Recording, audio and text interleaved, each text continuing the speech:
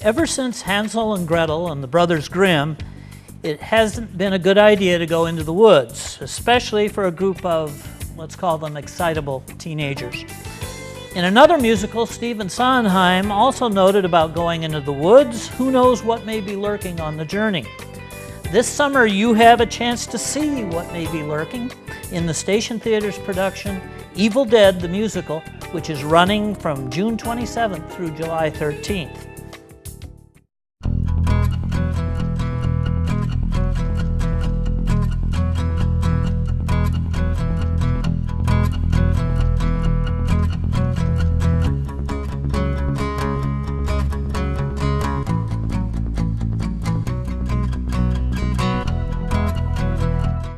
Hi, welcome to Art Now. I'm Greg Chu and I'll be your host.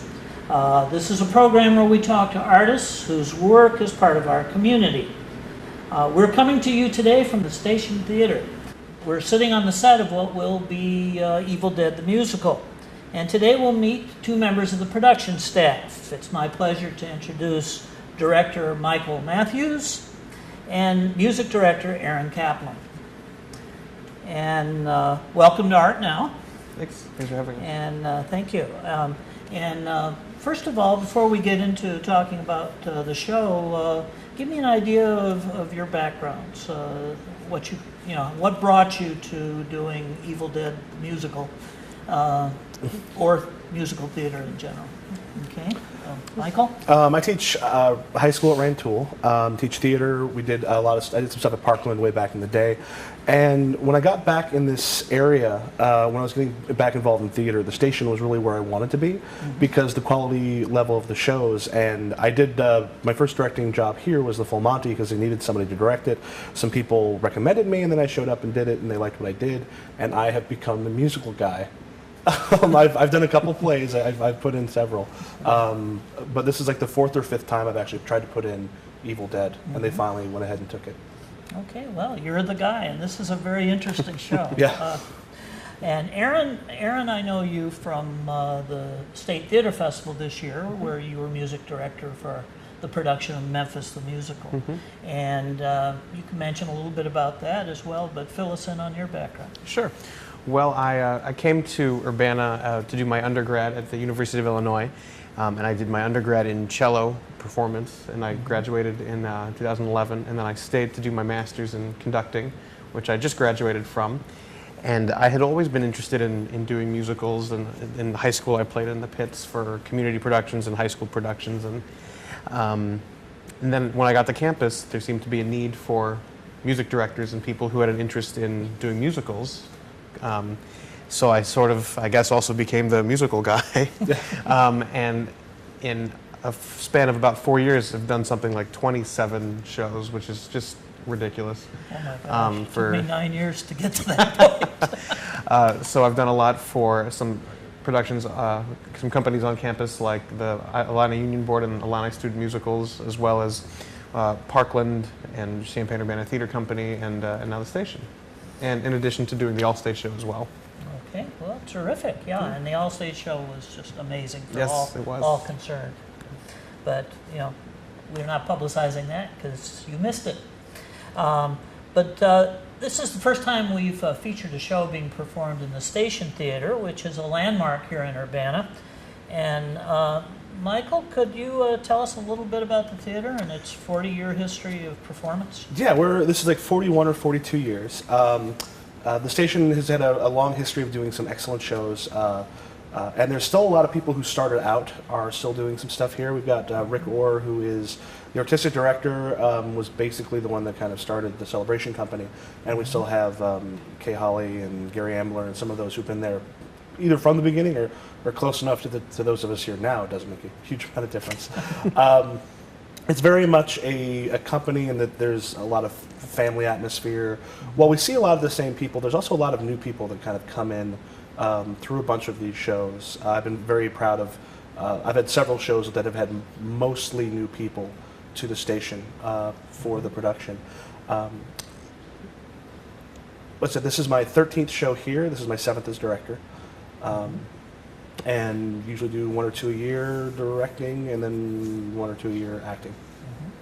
Well, I was working with shows here before it was the station. It was the depot, and there's a railroad track that used to be. We'd have trains come through during the show. Oh, that happens. Does it still that happen? happened. There's a couple shows. They came by last night in rehearsal. There've been a couple shows, and I'm blanking. We had one show where it came through at the absolute perfect time. Like the train got applause from the audience for just happening to be right at the right moment, and it was last summer. And I can't remember which show it was. Oh, well, that audience probably thinks you're just an amazing genius to pull that one off. It's the best sound effects we've ever heard. Enter train, stage It left. even feels like it's rumbling. Well, it's exciting to be in this space again and talking with you. And now I guess we'll talk a little bit about Evil Dead the musical. Found out a few things about Evil Dead the musical. First of all, it's become a cult hit in its movie form. Sam Raimi, I believe, directed the first Evil Dead in around 1981, something like that. Mm-hmm. And the sequel came along about 6 years later. It was called Evil Dead 2. Mm-hmm. Okay. Fortunately, not Evil Dead and Evil Deader, or Evil or Dead, as might have happened today. It was created in Toronto in 2002 with rights from the New Line Cinema for a one-shot deal at a comedy show. And long lines of people brought in a producer who said, we can do this show. And indeed they did. It previewed off-Broadway in 2006. It was nominated by the Outer Critics Circle for Outstanding New Off-Broadway Musical. It did performances on The View, the TV show, and in the Greenwich Village Halloween Parade. So it's people of New York have enjoyed it a lot. I think the anniversary production in Las Vegas was last week, and they celebrated by having a blood drive with the audience. So it's got a huge fan base. Tell me what kind of fans you think you'll see attending the show. I think we're going to be able to bring in people who've never been to the Station Theater before, which I'm really excited about. There's a lot of horror aficionados who have loved the movies. Like I loved the movies for a really long time. Friends of mine are actually mentioned on the DVD for Evil Dead 1 because they found the cabin and then brought part of the fireplace, because it had burnt down, to a signing at what is now Canopy Club when Bruce Campbell was coming around here. So and I wasn't on that trip. I'm not bitter. No. At all. No, you moved on, I can tell. But I think we're going to get a lot of horror fans. I know a lot of people who cannot wait to be in the splash zone. Yeah. I've been there. I've been splashed. Like I was actually the test to make sure it came out of white shirts. It was absolutely, you couldn't tell what shirt I'd worn the night before. It's fun. It's a lot of fun. Yeah. Well, the splash zone, that's something to keep in mind. A lot of patrons intentionally wear white T-shirts when they attend, and you've tested out the stage blood to make sure that it is... We did a murder circle. After they got me during part of the actual run, they got in a circle, just walked around me, and just completely sprayed me. And I had to come here. This is from the Armory. I had to come here to help with set, because I wanted to just wander around downtown for a while, just covered in blood. But yeah, the next morning I washed it, and it came out fine. So. Well, I think the splash zone is probably why it's called the first musical in 4D. I think it doesn't just reach out to you; it stays with you for a while. Well, some of the music, some of the songs are named after lines in the show, aren't they? Yeah, they are. Yeah. Tell us a little bit about some of the songs we'll hear. Yeah. What is the rating of your show? Yes. What is the rating of the show? of your show, because there's a couple of song titles we probably can't say. Oh, yeah. Yeah. No. There are several iconic lines from the movie that have made its way into being the titles of the songs. Yeah, and I think our viewers have tremendous imaginations. Yes. And with art and guile, they'll be able to figure out I think so. What the F was that? Yes. Okay.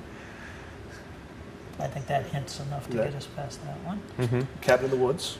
Okay. One of my favorite, All the Men in My Life Keep Getting Killed by Kandarian Demons. Okay. My title. Yeah, and then there's a number, Join Us. Join Us. Yeah. Okay. And Yeah. so, well, I did get a chance to watch one of the dress rehearsals and thoroughly enjoyed it the other day. One of my favorite scenes involved a character named Cheryl who gets attacked trying to walk through the woods, and the bushes and trees come alive and start attacking her. the original playwright said that this was an attempt to sort of stage the show like the worst grade school show you'd ever seen in terms of just all the characters cast as trees. I really enjoyed your actor's performance in that. What was it like directing that scene?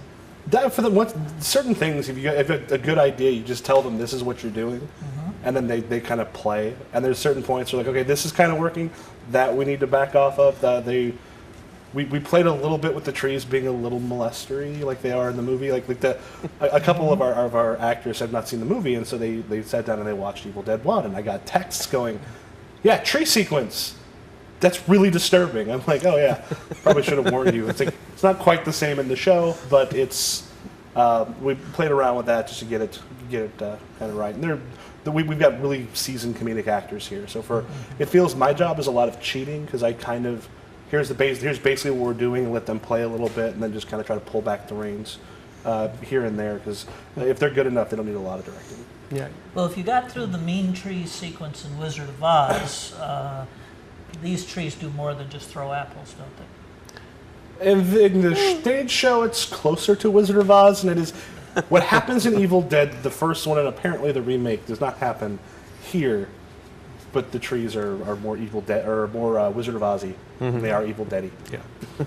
Wizard of Ozzy. Okay.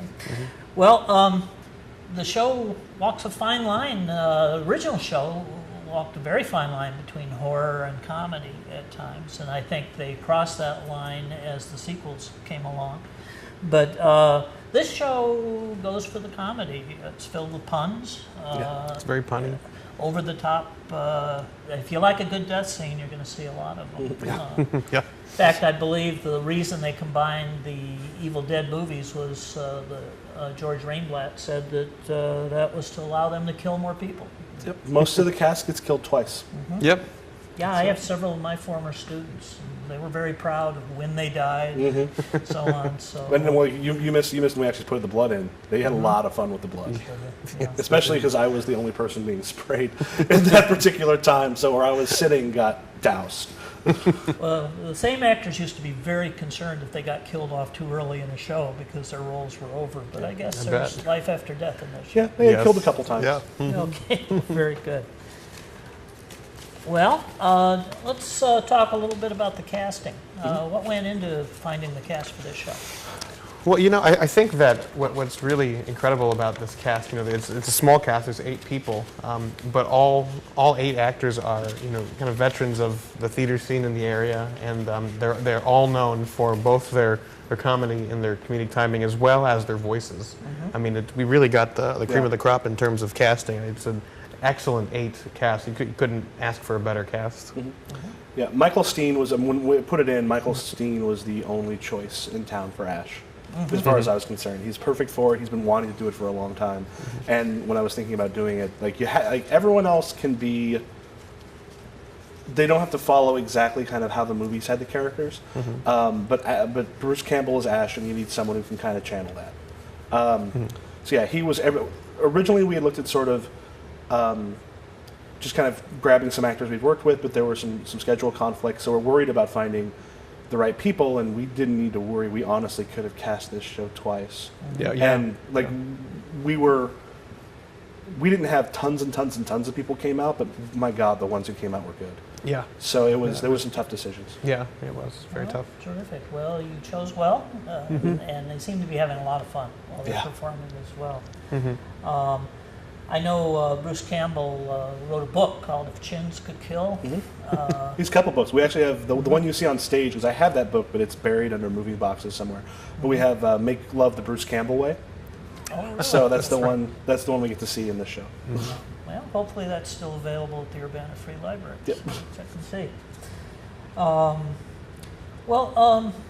When you have a series of movies and you're trying to adapt them into a musical, what makes that different?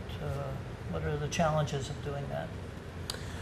Well, I think it's more for more the composer's job than ours to condense it. But I think there's always been a rich history both in the horror genre and in the Broadway in Broadway musicals of campiness. And you know, as you were alluding to earlier, the movies sort of made their way more from horror flicks to being more, you know, comedy. And, you know, certainly with Broadway, there's a rich, and in plays too, there's a rich tradition of parody and satire and campiness.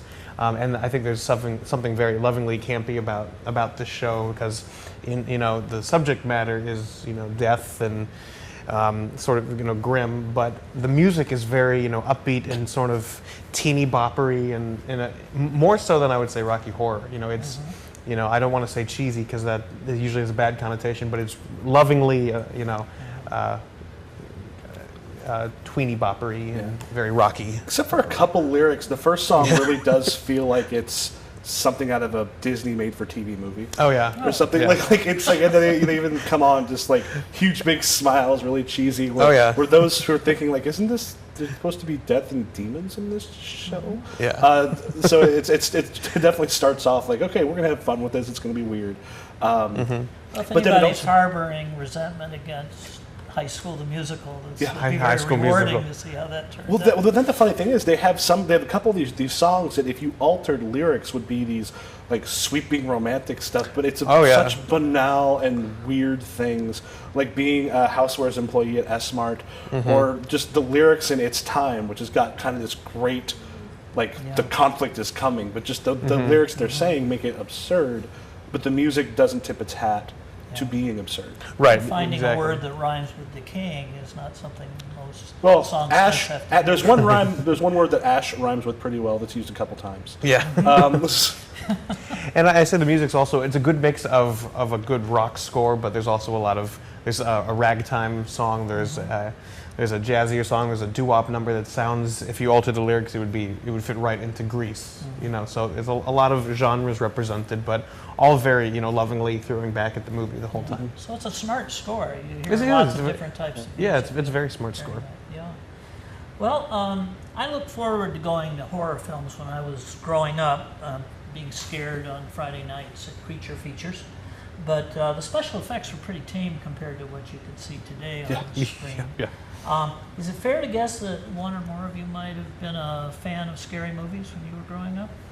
Yeah. What's one that sticks with you? Well, I mean, there was I love the old Evil Dead's Creep Show. Think 2 stayed with me in some really weird ways. I scared my sister with Gremlins afterwards. You just get some chicken bones and and then you get in some trouble. Yeah, I used to love them. My dad and I, we would always be like the test audience to see if Mom and Tammy, my sister, could like these films. Not that they never went to go see them, but it was Dad taking me to see a movie he wanted to see that I wanted to see that Mom and Tammy wouldn't. So we're like, yeah, we're going to go see if they can like it. You won't like it. We used to come back with that a lot. My son never liked scary movies, so I missed out on the chance to expose him to some. I did move the toys around in his bedroom after watching Toy Story one night. No, I'm a chicken, absolutely. I saw Halloween when I was with the original with a bunch of friends in a basement, you know, late one stormy night, and totally scared me. And then, you know, Silence of the Lambs, which is more of a thriller, that scared me. Yeah, I don't do well with horror films at all. Everyone I knew saw Cabin in the Woods. I immediately would get texts or stuff put on Facebook or something like, you have to see this. Yeah. But I was doing like 2 shows at the time and had no time. When I finally saw it, I was angry that no one made me go see it. Like, this is made for you, like Hellraiser and some of the stuff that I loved as a kid. Yeah. Oh, okay. Yeah, well, certainly. I mean, the special effects were so cheesy when I was growing up. Yeah. Well, I've talked to some people who saw the original Evil Dead recently who are younger, like some of my high school students, and they're like, man, it's so cheesy, like it was a comedy, but it's like people used to get scared out of their wits at the original King Kong. Oh yeah. And like your 8 Absolutely. or 10-year-old brother or sister watches it now, and it looks silly to them because they're used to, man, they don't understand. Like Jurassic Park was a huge deal because it looked real. Oh yeah. For like the first time, you're looking at these effects like that looks like an actual Tyrannosaurus, and now you're like, yeah, of course it looks that way. That's how effects are. The Birds too. We watched The Birds in 8th grade because we read the short story. But you know, you think that the original, in 1960 Hitchcock, would be a little, you know, scary, but it wasn't because it's just so, you know, her hair never changes in every scene. No matter, bird just attacks it. Yeah, a colleague of mine in the English department used to keep her fireplace boarded up because birds come flying into the fireplace during the birds. Oh, yeah. Stayed with her the rest of her life. Yeah. So you never know. Well, let's talk about what's coming up later for you guys. Let's see. I believe you've got Les Mis coming up soon, Yep. and then a change of venue.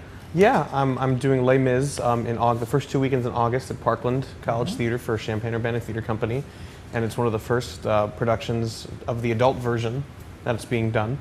And then the day after I close Les Mis, I move back home to Northbrook in a suburb of Chicago, where I'll be teaching at my old high school in the orchestra department. Oh, So, great. yeah. So are there still people there that were there when you were in high All school? my old teachers. I'll be working with all my old teachers. Oh. Very excited. Oh, well, that'll be neat for them, too, to see Yeah. how well you've gone on. Yeah. That's terrific. Excited. Yeah. Michael, what's coming next for you? Well, once this is done, I can get back to doing more improv and stand-up, which I've been able to do in a little while. Then back in the high school, looking at doing a film project. Not at the high school, but the film project with some friends. Probably next winter, we'll doing some prep work for it here soon, and just getting back to being on stage again. Well, terrific, yeah. Well, thanks to my guests today, we have Mikel Matthews and Aaron Kaplan, who are leading the production of Evil Dead the Musical. You can read more about the Evil Dead production at the Station Theater website, which is stationtheater.com, theater with an R-E rather than an E-R. And well, the Japanese believe that scary shows are the perfect summer entertainment because that brings on some chills. It helps you get through the hot days with stories of ghosts and demons. And along with the chills, you'll get plenty of laughter here at the station. And blood. And blood. That's right. Don't forget to wear your white shirt. It's been guaranteed it will wash right out. Yes. Yep. Okay? It's been tested on the director. You're a brave man, sir. The production opens again on June 27th. It runs through July 17th. We'll have ticket information for you on the screen, and we hope that you have enjoyed today's show, and we hope it will inspire you to explore the local art scene and to make your own art now. Look who's evil now. I have not served our sleep, awakened us from our ancient slumber. You will die! Nightmare is before you! Like others before you, you're gonna tumble. One by one, we're gonna take you. One by one, nothing you can do. One by one, you'll surely fall. One by one, we're gonna kill you all. Now I'll ask you a question. Not where or why or how, but who? Look who's evil now! What the hell happened to her?